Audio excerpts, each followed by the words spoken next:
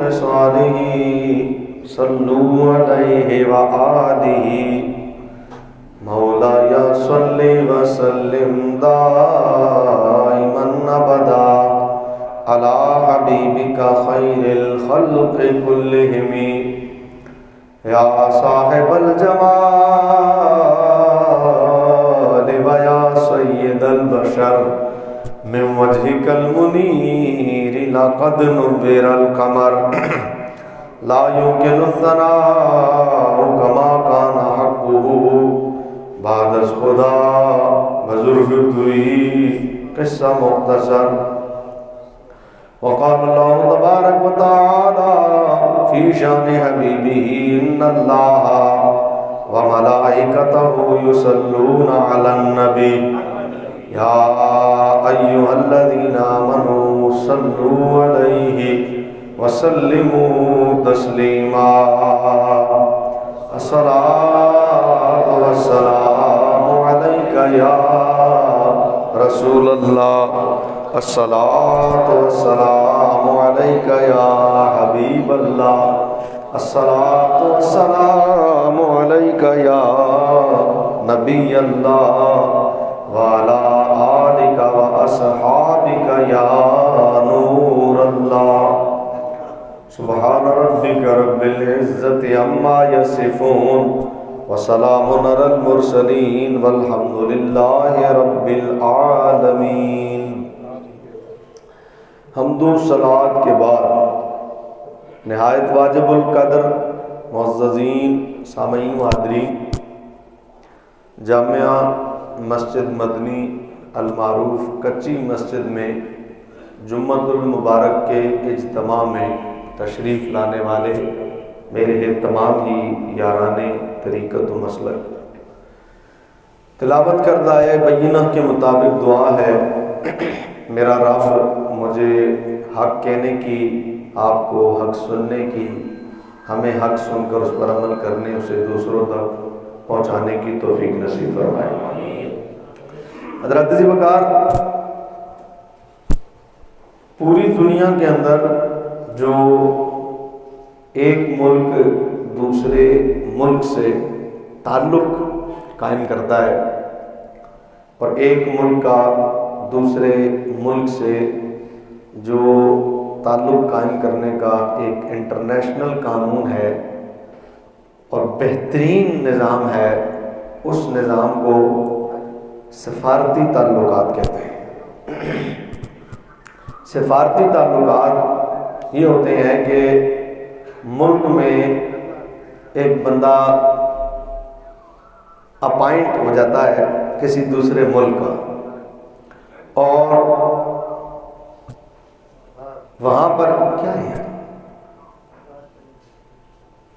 کمال کرتے ہیں بابا جی.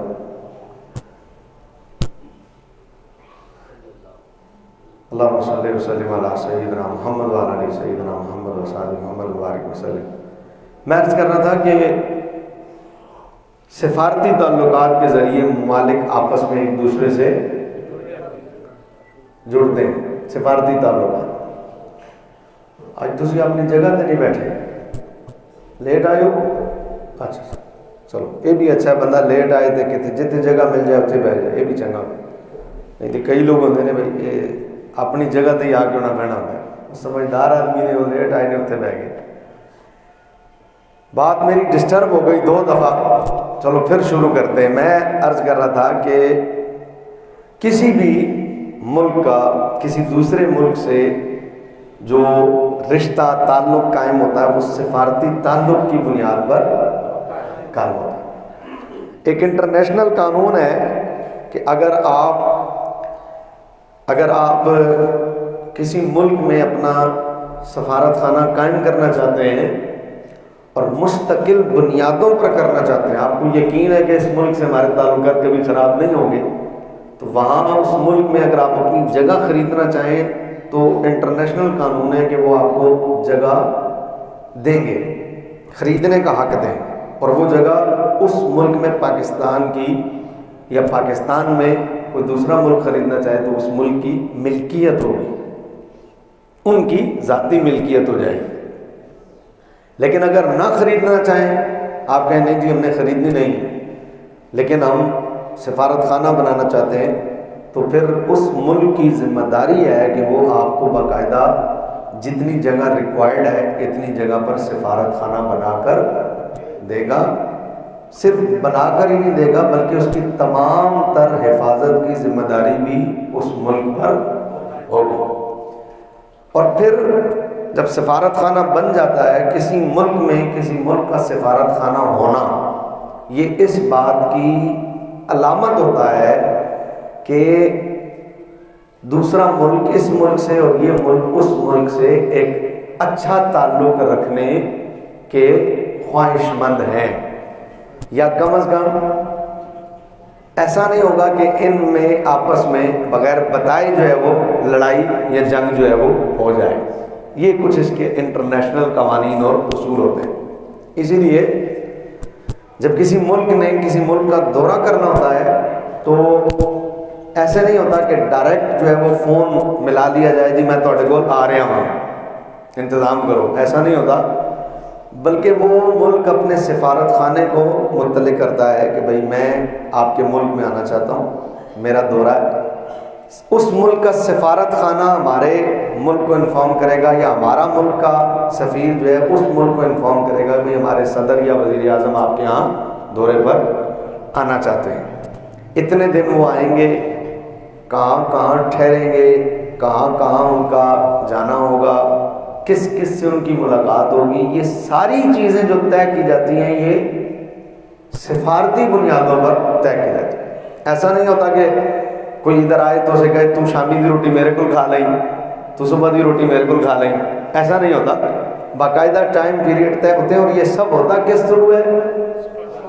بولے سارا سفارت خانے کے تھرو ہے۔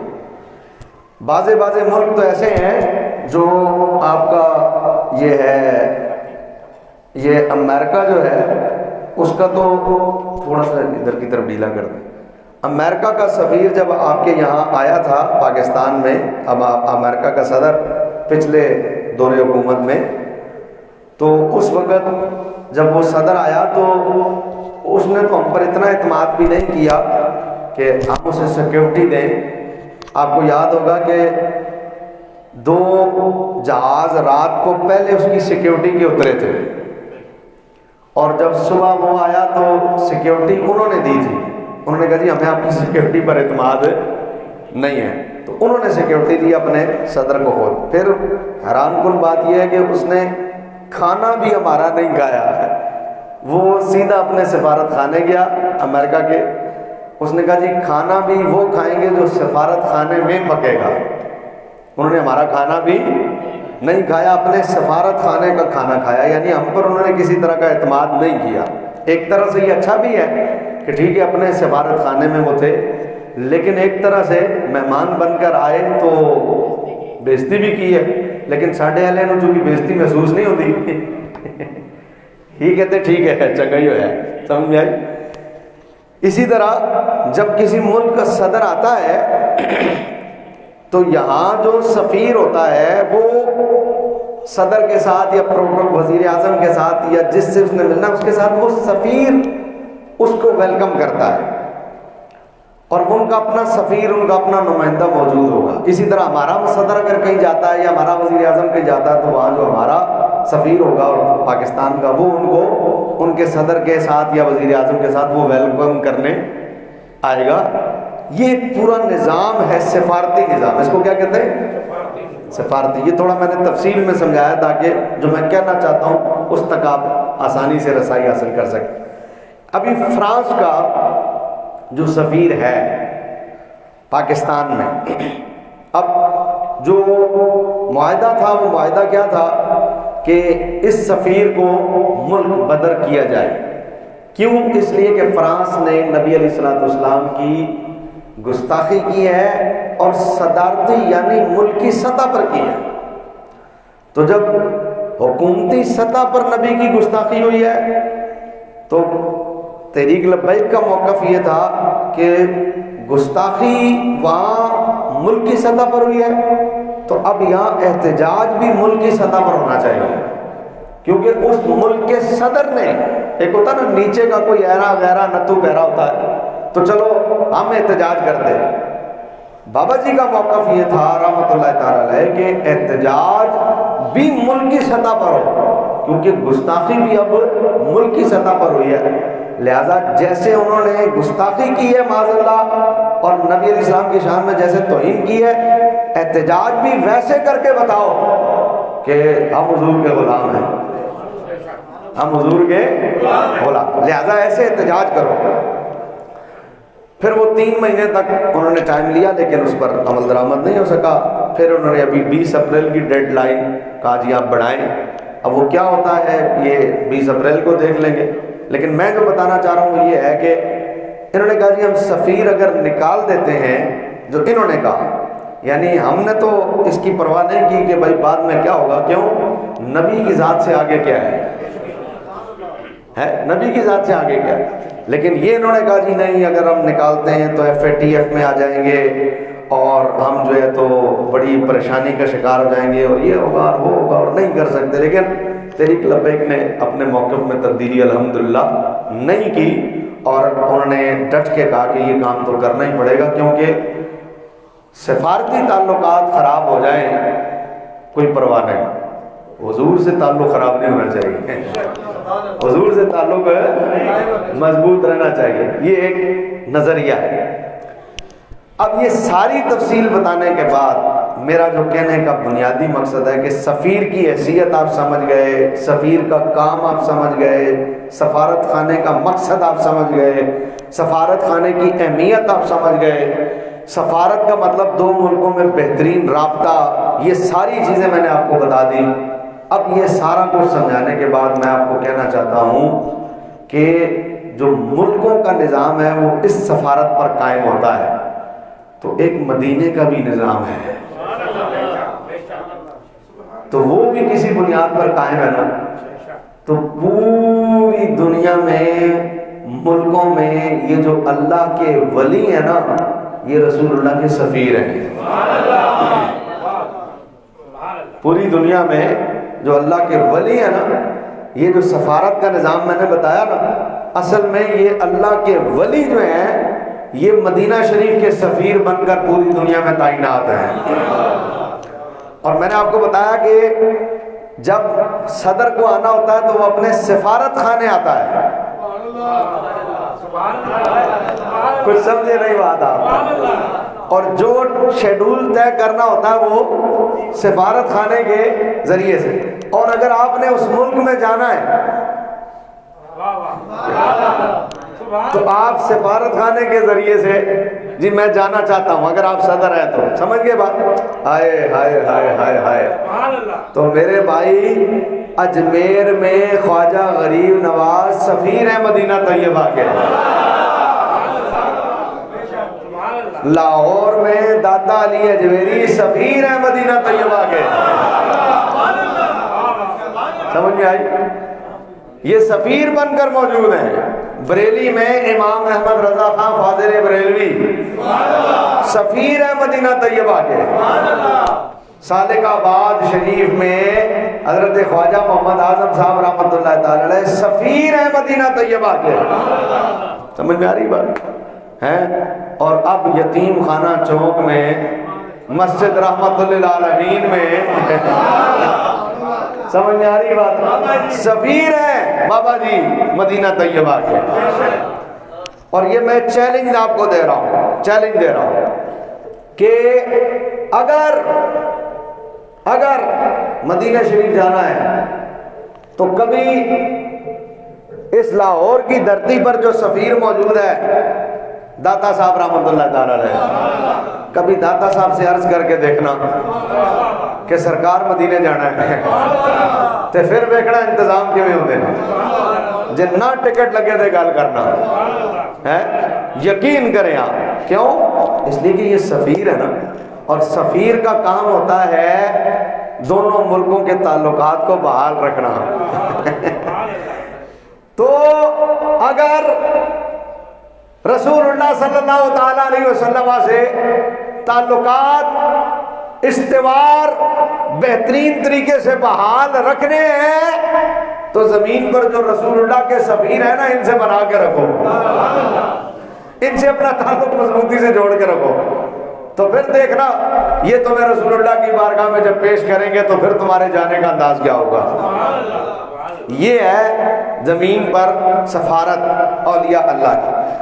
اور حضرت خواجہ معین الدین چشتی اجمیری رحمۃ اللہ تعالی علیہ کے بارے میں یہ بات میری اور مضبوطی آپ کو اس بات میں وزن ہوگا، نظر آئے گا کہ حضرت خواجہ غریب نواز تو ہیں یا تائے رسول، ہیں یا تائے رسول۔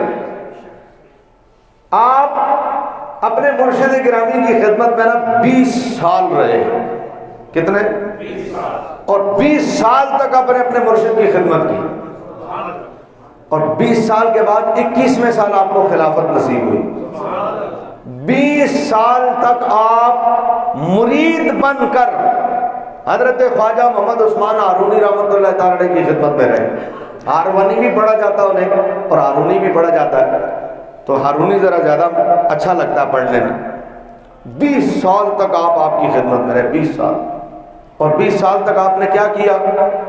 آپ کے وضو کا پانی تیار کرتے رہے، آپ کا مصلی بچھاتے رہے، آپ کے کپڑے دھوتے رہے اور کپڑے تیار کرتے رہے، آپ کے کھانے کا بندوبست کرتے رہے 20 سال تک۔ یہ جو اللہ والے ہوتے ہیں نا، یقین کریں انہیں اپنے پیر کی محبت جو ہوتی ہے نا، ان کے دل میں بہت زیادہ ہوتی ہے۔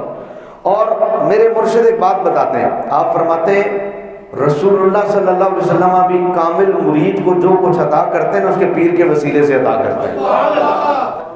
اللہ والے کا جو تعلق ہوتا ہے نا، وہ اپنے پیر سے مضبوط ہوتا ہے، اسی لیے اس کا تعلق رسول اللہ سے بڑا مضبوط ہوتا ہے، اس کا عقیدہ اپنے نبی کے متعلق بڑا خوبصورت ہوتا ہے۔ یہ جو دوسرا طبقہ ہے، ان کا عقیدہ حضور کے متعلق کیوں ٹھیک نہیں؟ ان کا پیر کوئی نہیں، ان کا پیر کوئی نہیں۔ انہوں نے اپنے پیر کی شان دیکھی ہوتی، کوئی پیر ہوتا پیر کی شان دیکھی ہوتی تو انہیں پتا ہوتا رسول اللہ کی شان کیا ہے۔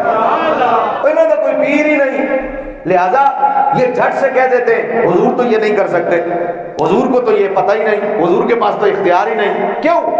اس لیے کہ ان کا پیر ہی کوئی نہیں۔ اگر ان کا پیر ہوتا تو یہ کہتے پر چھاڑا یار جڑا اتھوں کھلو کے مدینہ میں کھا دیتا ہے، جدے غلام دا ہے حالے ہوتے نبی دا کی حال ہوئے گا۔ نعرہ تکبیر، نعرہ رسالت، نعرہ تحقیق، نعرہ حیدری، تاجدار ختم نبوت، زندہ باد، زندہ باد، تاجدار ختم نبوت، زندہ باد، زندہ باد، تاجدار ختم نبوت، زندہ باد، زندہ باد۔ سمجھ آئی؟ تو ان کا اللہ والوں کا اپنے پیر کے متعلق جو عقیدہ ہوتا ہے نا، بڑا مضبوط ہوتا ہے۔ انہوں نے دیکھا ہوتا میرے حضرت اپنے مرشد گرامی کے متعلق ایسا پختہ عقیدہ رکھتے ہیں اور ایسا کمال کا عقیدہ رکھتے ہیں، اور پھر ہے بھی، یعنی ان کی نظروں سے سارے کام بن جاتے ہیں۔ اور جب تک مرید کا اپنے شیخ سے ایسا تعلق نہ ہو، اس وقت تک اسے ملتا بھی کچھ نہیں۔ ہم صوفیاء کہتے ہیں مرید اپنے پیر کو غوث الاعظم سمجھے تو غوث الاعظم بھی تبھی عطا کرتے ہیں۔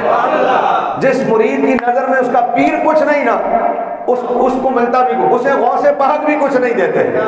مرید کی نظر میں اس کا اپنا پیر ہی غوث الاعظم ہونا چاہیے، پھر ہی اسے سب کچھ ملتا ہے۔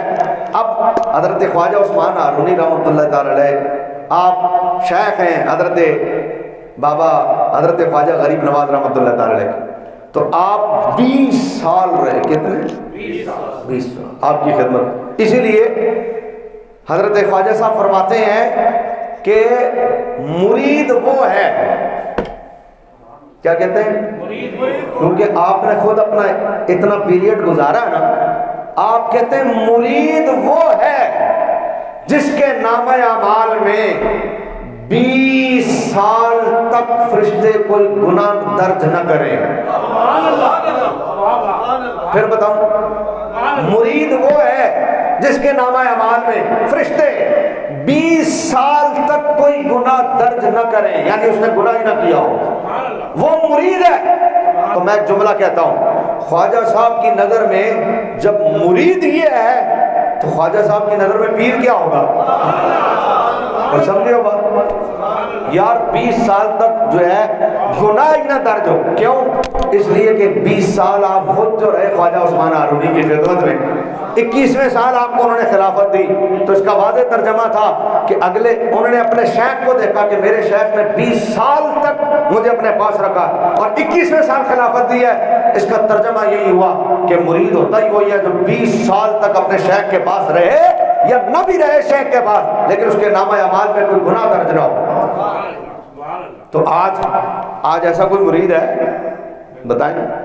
میں معذرت چاہ رہا ہوں, مرید تو پتہ نہیں ہو نہ ہو, پتہ نہیں پیر بھی ایسا ہو گیا نہ ہو ہے, اللہ یہ کہ وہ جو چند ہیں جن کا مقام ہے خدا نے جو دیا ہے. الحمدللہ جہاں میں جڑا ہوں میں فخر سے کہہ سکتا ہوں, اور ہر بندہ اپنے پیر کے بارے میں بہتر انداز سے گائیڈ کر سکتا ہے, ہر بندہ.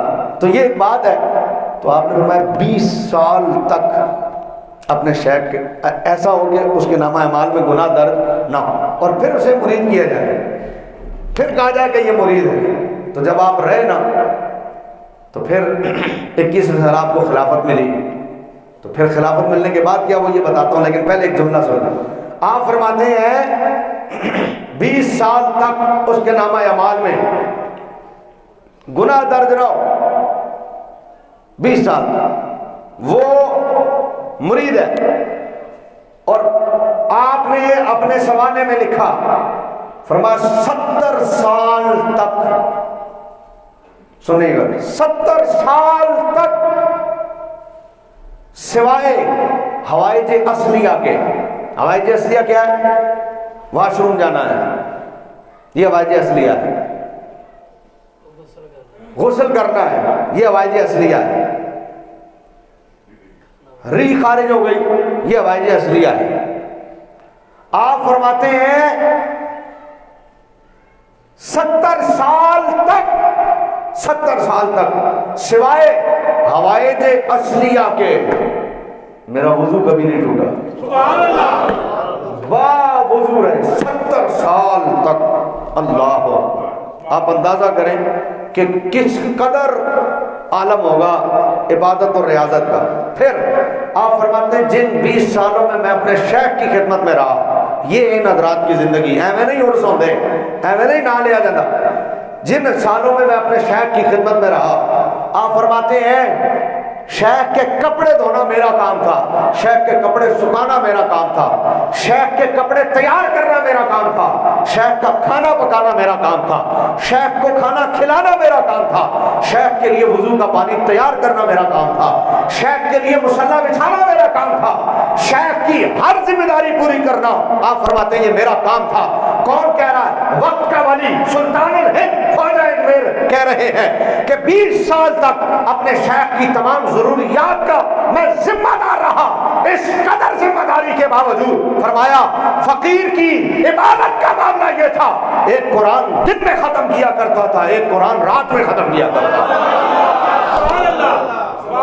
اس قدر عبادت اور ریاضت ہو بندے کی, اور پھر اس کا عالم نہ اس کا وضو ٹوٹتا ہو نہ, اور نہ شیخ کی جو ذمہ داری ہے اس میں کوئی کمی آتی ہو, اور پھر عالم یہ ہو کہ پورا قرآن دن میں پڑھ لیا جائے, ایک قرآن رات میں پڑھ لیا جائے. 30 سپارے یار, 30 سپارے دن میں پڑھنا, 30 سپارے رات میں پڑھنا, اور 70 سال تک روٹین یہی رہے. اور پھر اس 70 سالوں میں جب 20 سال شیخ دیکھتا رہا ہوگا مرید کو اس عالم میں, شیخ جب دیکھتا رہا ہوگا مرید کو اس حال میں, مصلی بھی بچھا رہا ہے, کھانا بھی کھلا رہا ہے, پانی کا اہتمام بھی کر رہا ہے, کپڑے بھی دھو رہا ہے, کپڑے سکھا بھی رہا ہے, انتظامات بھی سارے کر رہا ہے, نمازیں بھی ساتھ میں پڑھ رہا ہے, قرآن بھی پڑھ رہا ہے, اور کسی چیز میں خلل نہیں آ رہا. تو پھر حضرت خواجہ عثمان ہارونی رحمۃ اللہ تعالی علیہ جب آپ نے اپنے مرید کی اتباع اور کمال کو دیکھا تو پھر آپ نے نتیجہ اور درجہ کیا عطا کیا. آپ جب حضرت کو ساتھ لے کر نبی علیہ السلام کی بارگاہ میں پہنچے, مختلف ممالک کا سفر کرتے کرتے حضرت خواجہ عثمان ہارونی رحمۃ اللہ تعالی علیہ جب اپنے مرید حضرت خواجہ غریب نواز کو لے کر در رسالت پر پہنچے, اور آپ نے حضور علیہ السلام کی بارگاہ میں جب خواجہ ہند کو پیش کیا تو پھر اس خدمت کا نتیجہ دیکھو. حضرت خواجہ عثمان ہارونی نے فرمایا غریب نواز یہاں پر, معین الدین یہاں پر سلام کرو, انہوں نے کھڑے ہو کے کہا السلام علیکم یا رسول اللہ. اندر سے روضہ اطہر سے جواب آیا. انہوں نے کہا یا رحمت للعالمین. اندر سے آواز آئی وعلیکم السلام یا سلطان الہند. اے ہند کے سلطان تم پر بھی سلام ہو. اللہ اکبر. سمجھ آئی گا؟ اور جو چل رہا ہے ایسی خدمت کی اپنے شہر کی. اس وقت حضرت خواجہ عثمان ہارونی نے ہاتھ اٹھائے اور وہاں دعا کی. ہنالک دعا زکریا ہے نا قرآن میں. ہائے ہائے. تو جہاں مریم ہوں وہاں زکریا ہاتھ اٹھائیں تو اللہ رد نہیں کرتا. جہاں حضور ہوں. خواجہ عثمان ہارونی نے ہاتھ اٹھائے اور دعا کی. اور کیا دعا کی؟ آپ نے فرمایا یا اللہ روئے زمین پر اس وقت جتنے ولی ہیں, یہ آپ کا پیر دعا کر رہا ہے اپنے مرید کے لیے, اور 20 سال کی خدمت نظر میں رہے پہلے ہے. ہم تو مرید کیوں بنتے ہیں؟ ہم مرید بنتے ہیں سرکار دکان ایک کی یہ سال 10 سال ہو گئے, دوسری دکان ہی نہیں بنی ہلے تک نال والی. سرکار بینک بیلنس جڑا ہے وہی نہیں بنتا پیا. سرکار گڈی نہیں ہلے تک لئی گئی. سرکار مکان نکا ہے. ہم تو مرید اس لیے بنتے ہیں نا, پیر اس لیے بناؤ کہ مال بڑھ جائے, پیر اس لیے بناؤ کہ دولت بڑھ جائے. ہم تو اس لیے مرید ہوتے ہیں. حضرت خواجہ غریب نواز رحمۃ اللہ تعالیٰ 20 سال خدمت کرتے ہیں. شیخ لے کے گئے حضور کی بارگاہ میں, کہا سلام کرو.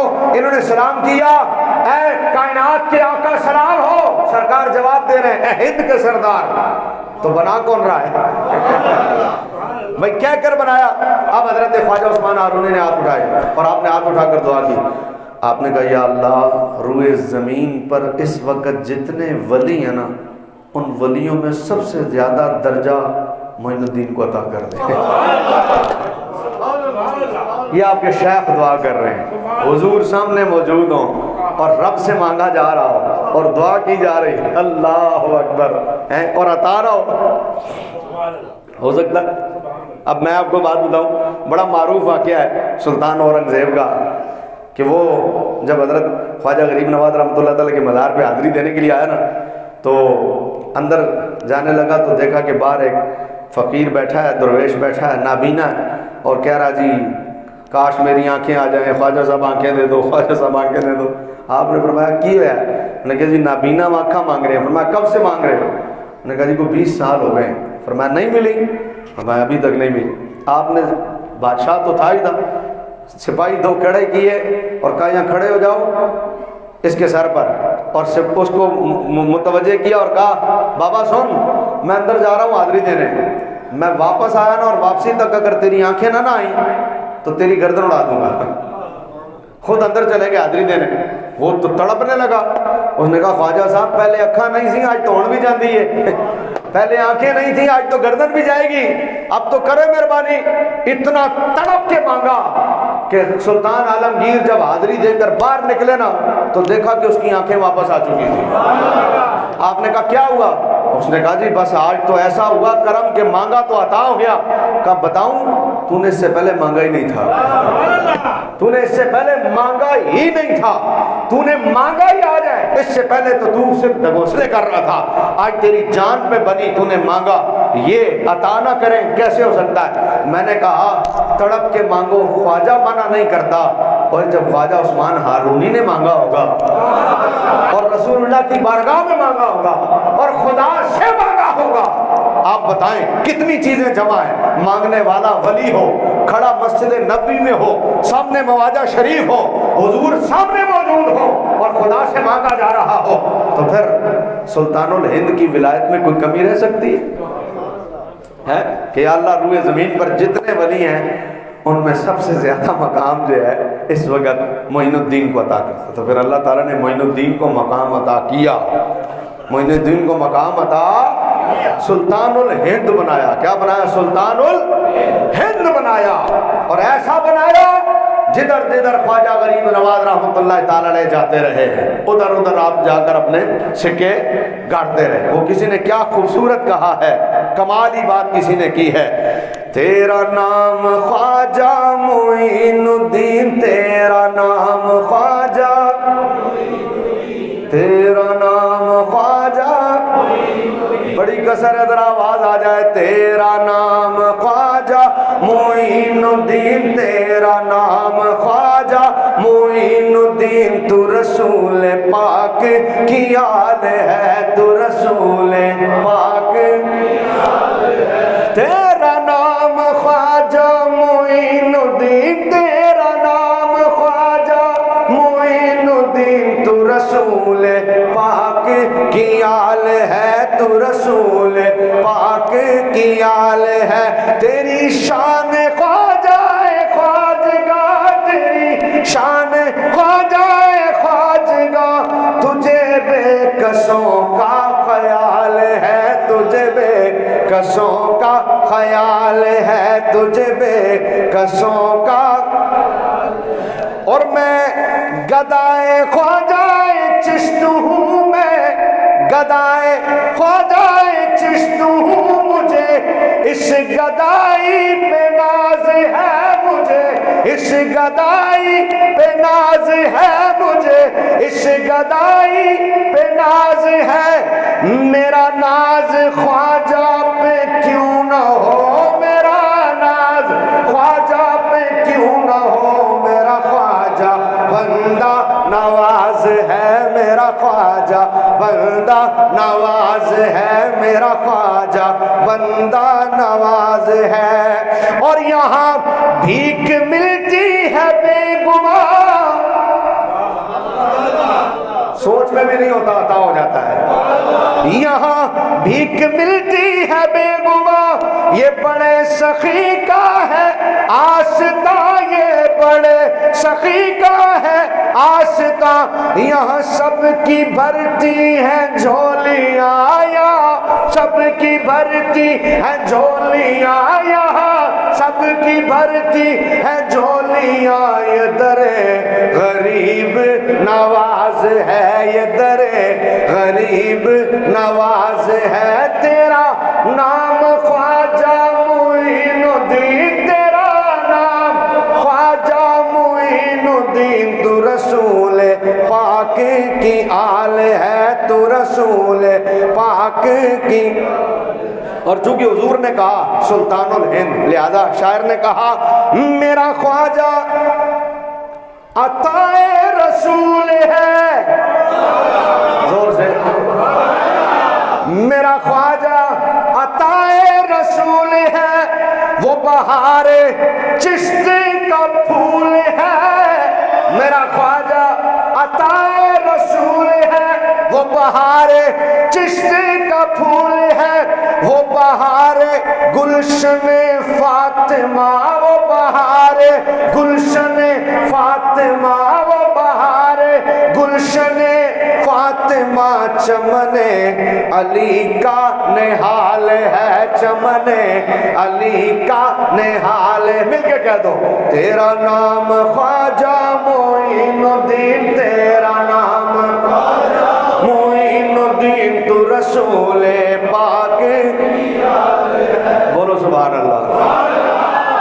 اب عطائے رسول پر بات کرنے لگا ہوں، کس پر؟ عطائے حضور نے خود عطا فرمایا، اور پھر سلطان الہند حضور نے خود کہا ہند ہم نے تمہیں دیا، بولو سبحان اللہ۔ آگے پھر خواجہ کی مرضی ہے جیسے دیں، اور شہاب الدین غوری رحمۃ اللہ تعالیٰ کو دیا آپ نے، جب شہاب الدین غوری نے حملہ کیا اور پہلے حملے میں وہ فتح نہ کر سکے اور ناکامی ہوئی انہیں ہندوستان میں، تو غیرت مند جرنیل تھے، غیرت مند، فتح نہ ہوئی، واپس چلے گئے، پسپا ہو گئے، تو پھر واپس جانے کے بعد انہوں نے 1 سال تک یعنی یہ بیوی کے قریب نہیں گئے، اتنے غیرت مند آدمی تھے، انہوں نے کہا ایک کیڑی مردانی ہوئی بندہ میدان چار جائے، تو پھر 1 سال تک زوجہ کے قریب نہیں گئے، تیاری کرتے رہے جنگ کی، انہوں نے کہا آپ بتائیں گے ہم کہ مسلمان لڑتے کیسے ہیں، تو پھر رات میں خواجہ رات میں یہ سو رہے تھے اور خواب میں کسی نے آ کے کہا تمہیں ہند کی سرداری دی، ہند کی حاکمیت دی، تو پھر یہ تیار ہوئے اور 1 سال بعد پورے جب دوبارہ حملہ کیا نا، اور حملہ کر کے جب یہ پہنچے اجمیر شریف نا، تو کہتے مغرب کا وقت تھا، تو کہتے جب اجمیر داخل ہوئے تو ادھر مغرب کی اذان ہو رہی تھی، اللہ اکبر اللہ. تو یہ بڑے حیران ہوئے کہ فتح تو ہم ابھی کر کے آ رہے ہیں، ابھی فتح ہوا ہندوستان، اور یہ اجمیر میں اذان پہلے سے، یہ یہاں کون ہے؟ تو کہتے ہیں میں مسجد میں پہنچا تو مغرب کی جماعت کھڑی تھی اور کوئی بزرگ نماز پڑھا رہے تھے. بادشاہ وقت ہو، شہاب الدین غوری جیسا جرنیل ہو، ایسا سپاہی ہو، اللہ اکبر، تو کھڑے ہو گئے نماز پڑھنے کے لیے. کہتے سلام پھیرا، جب سلام پھیرا تو میں نے دیکھا کہ جو بزرگ نماز پڑھ رہے ہیں یہ تو وہی بزرگ ہیں جو خواب میں مجھے کہہ رہے تھے تمہیں ہند دے دیا. تو میں اٹھا اور آپ کے قدموں میں گرا. تو پھر پتہ چلا کہ یہ خواجہ غریب نواز ہے. حاکمیت کا عالم دیکھو، جسے چاہیں جو عطا کر دیں، کیونکہ سرکار نے جو عطا کر کے بھیجا تھا اور سلطان الہند کہہ کے بھیجا تھا. اور جو چشتی ہیں، میں چشتیوں آپ کی خدمت میں عرض کروں، آج چونکہ چھٹی شریف ہے اور 6 رجب حضرت خواجہ غریب نواز رحمۃ اللہ تعالی علیہ کا یوم عرس ہے، اور اس وقت عرس بڑی آب و تاب کے ساتھ چل رہا ہے، اور آپ کے ذہنوں میں رہے کہ چھٹی شریف، تو چھٹی شریف کی 2 وجوہات، ایک تو 6 رجب کو آپ کا عرس مبارک ہے اس لیے چھٹی شریف. پھر ایک اور بات بھی بتاؤں، آپ ذرا ترتیب دیکھیں. حضرت خواجہ معین الدین چشتی اجمیری چونکہ سید ہیں اور آل رسول ہیں، چھٹی پشت میں آپ کا شجرہ نسب جا کے حضرت امام موسیٰ کاظم سے ملتا ہے. چھٹی پشت میں جا کے آپ کا نام خواجہ معین الدین چشتی اجمیری رحمۃ اللہ تعالی. معین الدین چشتی اجمیری بیٹے ہیں حضرت سید خواجہ غیاث الدین رحمۃ اللہ تعالی علیہ. حضرت غیاث الدین رحمۃ اللہ تعالی علیہ بیٹے ہیں حضرت سید کمال الدین رحمۃ اللہ تعالی علیہ. حضرت سید کمال الدین بیٹے ہیں حضرت نجم الدین طاہر رحمۃ اللہ تعالی علیہ. 3 ہو گئے. حضرت نجم الدین طاہر بیٹے ہیں حضرت سید عبدالعزیز رحمۃ اللہ تعالی علیہ. حضرت سید عبدالعزیز بیٹے ہیں حضرت سید محمد ابراہیم رحمۃ اللہ تعالی علیہ. حضرت سید محمد ابراہیم بیٹے ہیں حضرت سید محمد ادریس رحمۃ اللہ تعالی علیہ ورضی اللہ تعالی عنہ. اور حضرت محمد ادریس بیٹے ہیں حضرت امام موسیٰ کاظم رحمۃ اللہ تعالی علیہ رضی اللہ تعالی عنہ. 6 پشتوں میں آپ کا شجرہ نسب جا کر امام موسیٰ کاظم سے ملتا. بولو سبحان اللہ. تو پھر چھٹی شریف ہی آپ کا یوم عرس بھی ہوا. چھٹی پشت میں آپ آل رسول حضرت سیدنا امام موسیٰ کاظم سے آپ کا سلسلہ نسب ملتا. اور پھر ذرا اس سے اوپر جا کے دیکھیں، آپ کو 11ویں اور 12ویں بھی بتاؤں. آپ سے اس سے اوپر جائیں ذرا چھٹی پشت میں، یعنی حضرت غیاث الدین سے حضرت کمال الدین، حضرت کمال الدین سے حضرت نجم الدین طاہر، حضرت نجم الدین طاہر سے حضرت عبدالعزیز، حضرت عبدالعزیز سے محمد ابراہیم، محمد ابراہیم سے محمد ادریس، محمد ادریس سے امام موسیٰ کاظم. اب امام موسیٰ کاظم بیٹے ہیں، امام موسیٰ کاظم بیٹے ہیں حضرت امام جعفر صادق رضی اللہ تعالیٰ عنہ کے. امام جعفر صادق رضی اللہ تعالیٰ عنہ بیٹے ہیں حضرت امام باقر کے. امام باقر بیٹے ہیں حضرت امام زین العابدین کے. حضرت امام زین العابدین بیٹے ہیں امام حسین کے. امام حسین نواسے ہیں مصطفیٰ کے. بولو سبحان اللہ.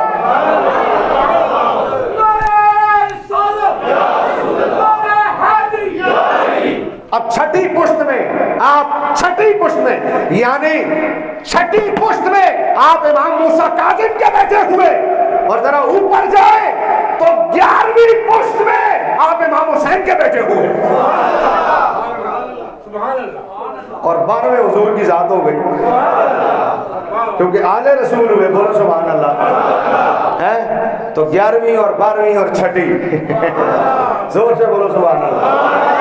اور جو چھٹی پشت میں آل رسول صلی اللہ علیہ وسلم، جو چھٹی پشت میں امام موسیٰ کاظم سے جن کا شجرہ نسب ملتا ہے، یہ تو ان کی اپنی شان ہو گئی نا، یہ تو ان کا اپنا مقام ہو گیا. آؤ کائنات کے چشتیوں تمہیں بتاؤں، جو چشتی ہیں، اور ہم الحمدللہ فخر سے کہہ سکتے ہیں نقش بندی ہونے کے ناطے ہم گھر کے چشتی ہیں. ہم گھر کے چشتی ہیں کیونکہ حضرت مجدد صاحب رحمۃ اللہ تعالی علیہ کے سینے میں حضرت خواجہ غریب نواز نے بھی اپنی نسبت رکھی ہوئی ہے. تو ہم نقش بندی گھر کے چشتی ہیں، ہمیں چشتیت گھر سے ملی ہے. اب حضرت خواجہ غریب نواز طواف کعبہ کر رہے تھے. خواجہ ہو اور طواف کعبہ ہو، کیا منظر ہوگا. طواف کعبہ کر رہے تھے. طواف کرتے کرتے عاطف غیبی سے ندا آئی. رب کو ان کا طواف بھی کتنا پسند آیا. فرمایا معین الدین تجھے بخش دیا، معین الدین تیرے درجات بلند کر دیے، تجھے بخش دیا. ख्वाजा मोइनुद्दीन चिश्ती मेरी रहमतुल्लाह ताला अलैह ने ये सुना तो दिमाग और नजर चली गई कुरान की आयत पर, वाला सौफा युअतीका रब्बुका फतरदा, रब ने काम करे इतना देंगे तू राजी हो जाएगा। तो सरकार ने फरमाया या अल्लाह अगर ये बात है इज़न ला अर्दा व वाहिदुम मिन उम्मती फिन्नार, या अल्लाह मैं उस वक्त तक राजी नहीं होऊंगा जब तक मेरा एक एक उम्मती जन्नत में न दाखिल हो जाए। तो इनकी नजर चली गई कुरान की आयत पर कि हुजूर ने कहा मैं राजी नहीं होऊंगा जब तक मेरा एक एक उम्मती जन्नत में न जाए। इन्होंने देखा वहां भी रब ने हुजूर को कहा था मैं तुझे अता करता हूं, इन्होंने देखा इधर भी आवाज आ गई तो वली है। इन्होंने कहा या अल्लाह मैं ते तां ताई नहीं जाना जदों ताई एक मुरीद मेरा एक चिश्ती न तुर जाए। बात खत्म हो गई। अल्लाह अकबर, ऐलान हो गया जो कयामत तक सिलसिला चिश्त में जो कयामत तक तेरा मुरीद है उन्हें मिलेगा। वापस आ गए, अजमेर पहुंचे, लोगों को भिनक लग गई कि तवाफ करते करते क्या हुआ है। एक मुरीद खास था, उसने आकर कहा सरकार ये मुरीद वही है जिसने हाथ पे हाथ रख के बैत की है। भाई बात मुरीदों की हुई है तो मुरीद वही है जिसने हाथ पे हाथ रख के बैत की है, उसी को मिलेगा। आपने फरमाया अपनी महदूद निगाहों से रब की रहमत को न देखो ना, अपनी कमजोर और महदूद निगाहों से रब की रहमत को ना देखो, उसकी रहमत वसी है, तुम्हारी निगाहें छोटी है। फरमाया मोइनुद्दीन ने रब से ये एग्रीमेंट कर लिया है कयामत तक सिलसिला चिश्त में मेरा जो भी मुरीद होगा चाहे वो मेरे हाथ पे हाथ रख के बैठ हुआ है या चिश्तिया सिलसिला में किसी के हाथ पे हाथ रख के बैठ हुआ है, फरमाया मोइनुद्दीन उस वक्त तक जन्नत के दरवाजे पर खड़ा रहेगा जब तक आखिरी चिश्ती को जन्नत में ना भेज दे।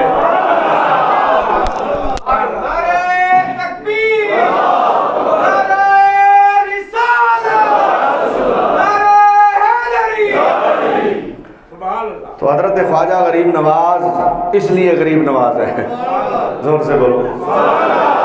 आज छठी शरीफ है, ख्वाजा साहब का ख़त्म शरीफ दिलाएं, ख्वाजा साहब के नाम पर इसाले सवाब करें, अपनी हाज़री ख्वाजा साहब की बारगाह में लगवाएं। अल्लाह करे आपके दर अक़दस पर भी जाना नसीब हो। पिछली दफ़ा फार्म भरा था हमने, फिर हालात ख़राब हो गए। वो कोई तकरीबन कोई पता नहीं 25-30 लाख के करीब लोग थे जिन्होंने फार्म भरा, हज़ार रुपये गवर्नमेंट ने फ़ीस भी ली, फिर हालात ख़राब हो गए, फिर वीज़े नहीं लगे, फिर पैसे भी पता नहीं किधर गए। तो ये निज़ाम है हमारे यहाँ, पैसे ले लेते भेजते लेते 25 लाख मिसाल के लोगों पर 25 लाख मिसाल है, एक मिसाल दे रहा हूँ, अगर 25 लाख लोगों ने भरा तो पैसे सबसे 25 लाख के लिए, जो नहीं गया उसके पैसे वापस नहीं मिलेंगे, कोई चक्कर नहीं। निज़ाम देखें यानी हर तरह कमाई का जरिया है। नोट तो ऐसे छापते हैं क्या बताऊं। तो कोई बेहतर सिफारती निज़ाम हो ताकि ख्वाजा के दर अक़दस पर जो है वो हाज़री नसीब हो। वाक़िर